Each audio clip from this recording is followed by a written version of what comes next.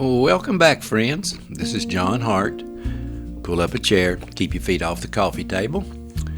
And today we're going to talk about the message and the method, the porch light. You know, I've been thinking a lot lately about porch lights, how they shine the same way no matter who flips the switch. Doesn't matter if it's a fancy bulb or an old one that flickers, light is light. And people who are stumbling in the dark don't care what kind of bulb you used. They just care that somebody left the light on. And you know, evangelism is like that. We get so tangled up in the how, the style, the method, the tradition, the technology, that sometimes we forget the whole point is simply to shine.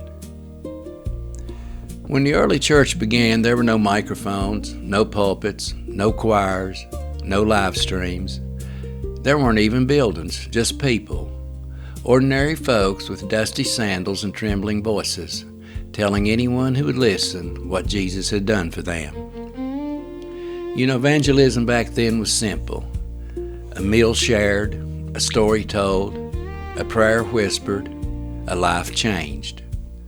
No programs, no committees, no 5-step strategies. Just hearts on fire and mouths that couldn't stay quiet. As the centuries rolled on, the methods changed. When the printing press arrived, the gospel traveled faster than any preacher's feet ever could. When revival tents went up across the hills, people came by wagon, by foot, by faith, and whole communities were transformed. When radio and television came along, the message leapt into living rooms and reached people who had never set foot in the church.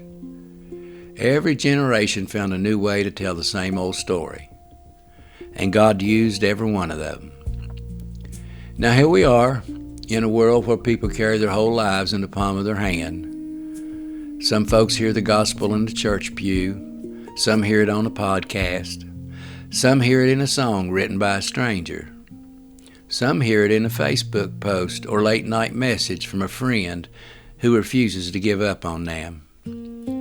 And some hear it in the quiet, when someone finally says, "I'm here, you're not alone." The method has never been the miracle. The message is. I've heard people argue about evangelism my whole life. Don't use music like that. Don't preach like that. Don't post about faith online. Don't tell stories, just quote scripture. Don't use new tools, stick to the old ways. But here's the truth. The early church used homes.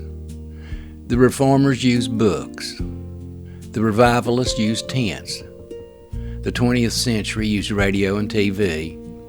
And today, we use whatever reaches the people who need hope.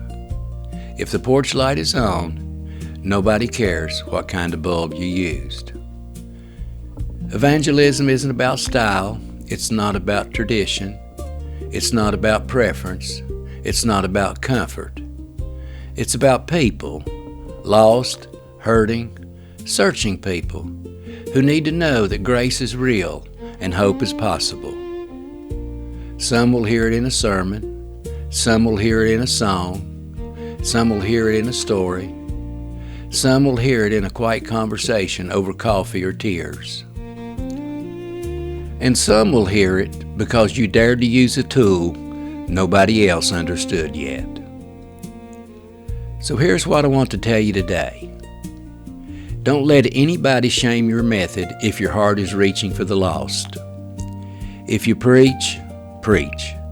If you sing, sing. If you write, write. If you use post, post. If you tell stories, tell them with fire in your bones. If you use new tools, use them boldly. If you reach one person, heaven celebrates.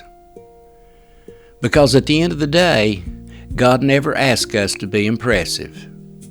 He asked us to be faithful. And faithful people use whatever light they have to guide someone home. This is John Hart. This has been the message and the method.